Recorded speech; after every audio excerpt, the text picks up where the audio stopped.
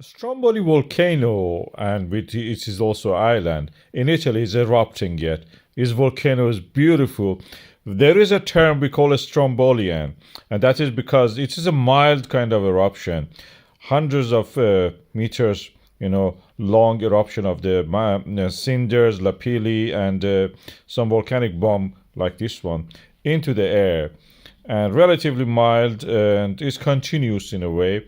It's not very violent, and it's famous for this. We name it after this. Even in thermal image, you can see that the size of it. Sometimes it can have something that we call as a pyroclastic surge, as you can see here.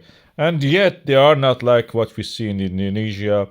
They're relatively safer than that. Of course, if you be on the course of it, it will be dangerous, but not as much. They don't travel long distance.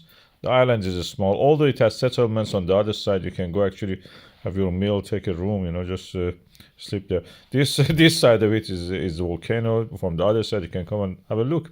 It's part of the Mediterranean, subduction of the African continent under the Eurasian plate, closing down the remnants of the Tethys Ocean, as you can see here, or Tyrrhenian Sea, what is it called now? It's an island, and there are models of it built now. I wish they were commercially available when I was in Italy to get this. These are beautiful. I would pay anything for these models of the Stromboli Island.